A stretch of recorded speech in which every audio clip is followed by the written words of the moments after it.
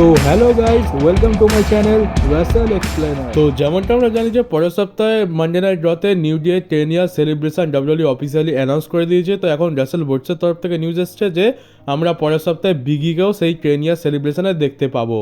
এটা রাসেল বোর্ডস বলছে, তাহলে আমরা অবশ্যই দেখতে পাবো। আর দেখতে গেলে এখানে বিগির তো আসা উচিত। তো দেখতে হবে যে পরের সপ্তাহে আমরা কী দেখতে পাই। ডেফিনেটলি এখান থেকে আমরা স্টোরি লাইনের বড় সড়ো কোনো একটা মোড় ঘুরতে দেখতে পাবো। আর পরের বছর যে এলিমিনেশন চেম্বারটা হবে সেটা হতে চলেছে ক্যানাডা টরন্টো থেকে। আর তার জন্য ডাব্লিউডব্লিউ একটা অ্যাডভার্টাইজ করার জন্য একটা পোস্টার রিলিজ করেছে। দেখতে পাচ্ছ এইটা হচ্ছে তার পোস্টার। খুব একটা কিছু তো নেই, এটা শুধুমাত্র জন সিনাকে অ্যাডভার্টাইজ করার জন্য করা হয়েছে যে পরের বছর জন সিনা এলিমিনেশন চেম্বারে থাকবে। আর এখানে লেখা হয়েছে জন সিনাস লাস্ট টাইম এবার ইন টরন্টো, মানে টরন্টো শহরে আমরা শেষবারের মতো তাকে দেখতে পেতে চলেছি। তো এটা জাস্ট একটা প্রমোশনাল পোস্টার। আসল পোস্টার তো রয়্যাল রাম্বলের পরেই আসবে। তো জাস্ট এটা এমনি প্রমোশনের জন্য ব্যবহার করা হচ্ছে।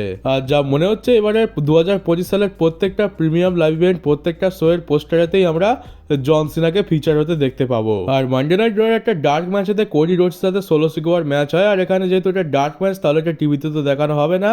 আর সোলো সিকোয়াকে তো জানো যে সে ডার্ক ম্যাচ হোক আর ছোটোখাটো যে সমস্ত লাইভ ইভেন্ট হয় সেখানে ফ্যান্সের সাথে বহুত মজা করে থাকে।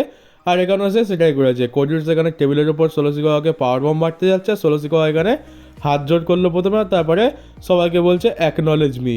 তো এরকম ফানি জিনিস তো সোলো সিকোয়া করেই থাকে। সোলো সিকোয়া বাস্তবে মানে টিভিতে দেখতে যেরকমই হোক না কেন, যখনই সে অফ ক্যামেরা যায় তখনই সে তার আসল ক্যারেক্টারটা বেরিয়ে আসে।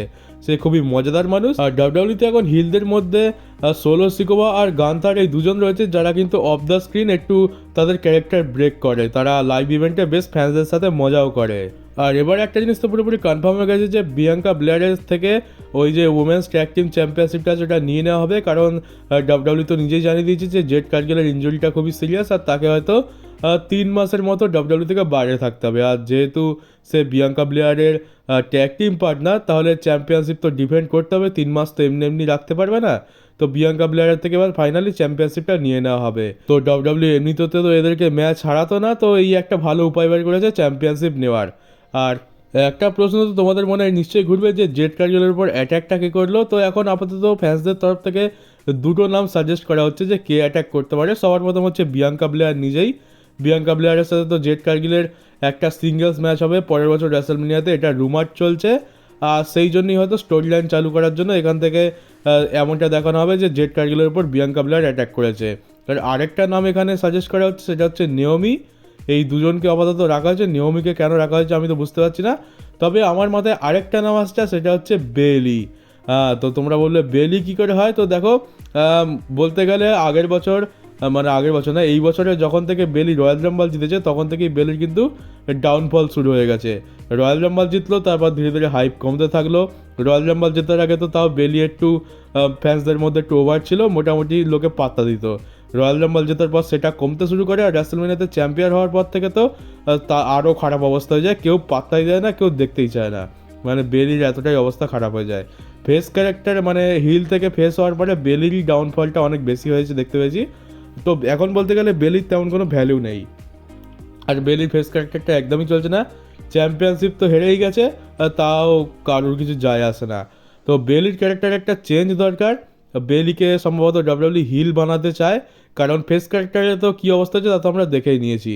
আর তাছাড়া এই রয়্যাল এপিসোডে দেখলাম যে বেলি এসে বিয়াঙ্কা ব্লেয়ারকে চিটিং করে জিততে সাহায্য করলো, আবার নিজে থেকে চিটিং করলো। এমন নয় যে কেউ এসে নাক গলাচ্ছিল আর তাকে এসে সাইডে সরিয়ে চিটিং করলো, এমনটা নয়। সাধারণত ফেস ক্যারেক্টারদের তরফ থেকে আমরা এরকমটা দেখি না, কিন্তু বেলি নিজে যেচে এসে এখানে চিটিং করে বিয়াঙ্কা ব্লেয়ারকে ম্যাচ জিতালো। এটা একটা হয়তো সংকেত হতে পারে যে বেলির হয়তো হিল টার্ন হতে চলেছে। আর তাছাড়া দেখতে গেলে Z Kargil war games match থেকে বাইরে যাওয়ার ফলে বেলির তো সব থেকে বেশি লাভ হয়েছে। বেলি তার জায়গাটা নিয়েছে। তো এটা হতে পারে যে বেলির ক্যারেক্টারটাকে রিভাইভ করার জন্য ডাব্লিউডব্লিউ এটা করেছে। এতে লাভ হচ্ছে যে বেলি ওয়ার গেমস ম্যাচেও চলে এলো, বেলির হিল টার্নও হয়ে গেল। আর বেলির ক্যারেক্টারটাও আগে যেরকম বোরিং ছিল সেটা আর থাকবে না, একটু এন্টারটেনিং হবে। আর আমরা ডেফিনেটলি যখন জেড কার্গিল ফিরে আসবে তখন জেড কার্গিলের সাথে বেলির একটা ফিউডও দেখতে পাবো। তো এই একটা ভালো জিনিস হলো। তো ফেস হয়ে কারোর এত বেশি ডাউনফল আসতে পারে তা তো আমরা ভাবিও নি। আমরা তো আগের বছর এটা কখনো ভাবিনি যে বেলি রয়্যাল রাম্বল জেতার পর বেলির ক্যারিয়ার এত বেশি ডাউন হয়ে যাবে। তো আমার মতে বেলির একটা অ্যাঙ্গেলও এখানে হতে পারে। তো ডাব্লিউডাব্লিউ দেখা যাক কোন অ্যাঙ্গেলের সাথে যায়। এখানে বিয়াঙ্কা ব্লেয়ারের অ্যাঙ্গেলের সাথে যেতে পারে, নিওমির অ্যাঙ্গেলের সাথে যেতে পারে, তবে আমার মতে বেলি একটা ভালো অপশান হবে। তবে এটার ভবিষ্যৎ কী হতে চলেছে সেটা তো আমরা জেড কার্গিলের রিটার্ন হওয়ার পরেই দেখতে পাবো।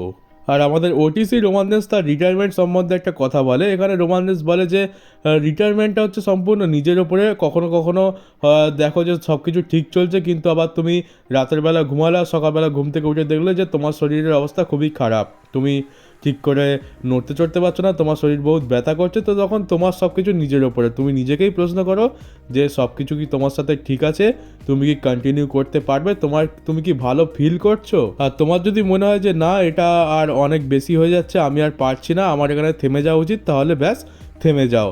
তো এটাই হচ্ছে রোমান রেন্সের মতামত। রিটায়ারমেন্ট কবে করবে না করবে সেটা তো তোমার উপরে। আজ ব্যাপারটা হচ্ছে যে যদি শরীরটাই সঙ্গ না দেয় তাহলে তুমি ম্যাচ রেসেল করবে কী করে। তো শরীরের ওপর ডিপেন্ড করছে, যায় আসে না তোমার বয়স কত। তুমি অনেক বয়সও হতে পারে, তোমার 50 পেরিয়ে যেতে পারে, আবার তুমি 30 বছরের মধ্যেই তোমার এরকম অবস্থা হয়ে যেতে পারে। তো সব কিছু যায় নিজের মনের ওপরে আর নিজের শরীরের ওপরে, এটাই রোমান রেন্স বলতে চাইছে। তো যেদিন রোমান রেন্সের শরীর জবাব দিয়ে দেবে সেদিন রোমান রেন্স নিজে থেকে রিটায়ার হয়ে যাবে।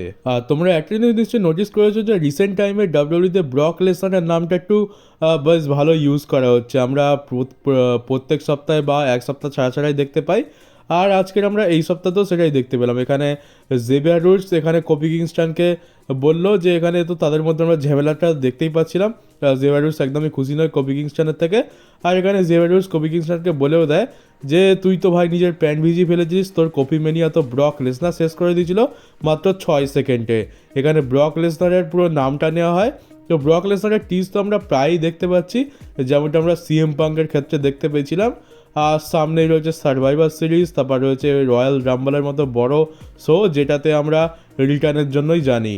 তো ব্রক লেসনারের নাম এইভাবে মেনশন করা, দেখো আমি এর আগেও বলেছি যে রয়্যাল রাম্বলেতে ব্রক লেসনারের রিটার্ন করার চান্স অনেক বেশি। আর এমনটা নিউজও এসছে যে ডাব্লিউডাব্লিউ ব্রক লেসনারকে রয়্যাল রাম্বলে রিটার্ন করাতে চায়, কিন্তু যতক্ষণ না সেই জিনিসটা হচ্ছে ততক্ষণ তো আমরা কেউই আর মানে পুরো আশা রাখতে পারি না, 100% শিওর হতে পারি না। কিন্তু যেভাবে ব্রক লেসনারের নামটা মেনশন করা হচ্ছে এটা পুরোপুরি সিএম পাঙ্কের রিটার্নের মতোই যাচ্ছে।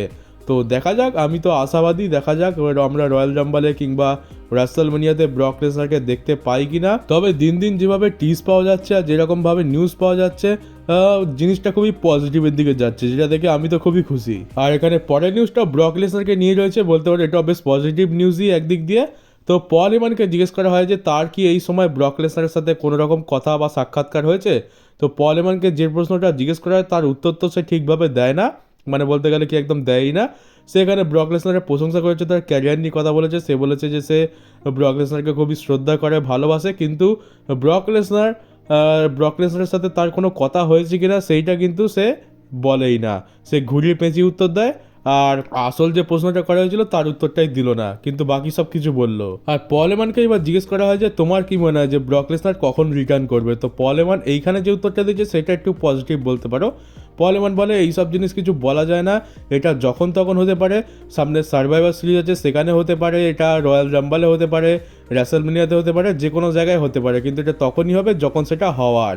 তো এইটা হচ্ছে পল হেমনের বক্তব্য। তার মানে হচ্ছে যে ব্রক লেসনারের রিটার্নের চান্স তো রয়েছে, মানে যখন হওয়ার তখন হবে। তার মানে যখন পারফেক্ট জায়গা হবে, পারফেক্ট স্টোরি লাইন পাবে, তখনই আমরা ব্রক লেসনারকে দেখতে পাবো। এইটা তো একটা হিন্ট পেলাম পল হেমনের কথা থেকে। আর তাছাড়া দেখতে গেলে শুধুমাত্র স্টোরি লাইন নয়, এদের সম্পর্কও ঠিক থাকা উচিত, কারণ কোম্পানির সাথে ব্রক লেসনারের সম্পর্কটাও একটু হলেও খারাপ হয়েছে ভিন্স ম্যাকম্যানের জন্য। তো সেইটা ঠিক হওয়া নিয়ে একটা কথা আছে যে আদৌ কি ডাব্লিউডাব্লিউ আর তার অথরিটি ব্রক লেসনারকে অ্যাকসেপ্ট করবে, সেটাও একটা বড় বিষয়। তো এই জন্যই পল হেমন বলেছে যখন সব কিছু ঠিকঠাক হবে, যখন যেটা হওয়ার তখন সেটা ঠিক হয়েই যাবে। আর এবার আছে একটা অনেক বড় বিষয় নিয়ে, যেটার দিকে আমাদের হয়তো খুব একটা মন যায়নি, আর সেটা হচ্ছে যে আমরা তো ব্লাড লাইনের স্টোরি নিয়েই ব্যস্ত। আর খুব বেশি চান্স আছে, বলতে গেলে প্রায় 99% শিওর থাকো যে এবারে রোমানের টিম ওয়ার গেমস ম্যাচ জিততে চলেছে, আর উলাফালা মালা স্টোরি ফাইনালি শেষ হবে, আর রোমানের গলায় উলাফালা মালা উঠবে। তো সেটা খুব ভালো কথা। আর রোমান আর সিএম পাঙ্ক যেখানে এক টিমে রয়েছে সেই টিম তো হারতে পারে না, কিন্তু প্রশ্ন হচ্ছে যে তাহলে সোলো সিকোয়ার টিমের কী হবে। সোলো সিকোয়ার টিম যদি হেরে যায় তাহলে তাদেরকে তো কমজোর দেখানো হবে, আর তাদেরকে কমজোর দেখানো একদমই যাবে না। তো আমার মনে হচ্ছে যে এখানে একটা বড়সড় কোনো অ্যাঙ্গেল ডাব্লিউডাব্লিউ প্ল্যান করতে পারে, বড় একটা সারপ্রাইজ ডাব্লিউডাব্লিউ প্ল্যান করতে পারে। সেটা হবে যে রোমানের টিম তো জিতে যাবে, কিন্তু তারপরে লাস্টে এমন কিছু হবে যার ফলে রোমানের টিম তো ভাই একদম খুশি খুশি বাড়ি যেতে পারবে না। আপার হ্যান্ড এখানে সোলো সিকোয়ার টিমই পাবে। আর সেটা হচ্ছে ফাইনালি আমরা ফাইনাল বসের রিটার্ন দেখতে পাবো।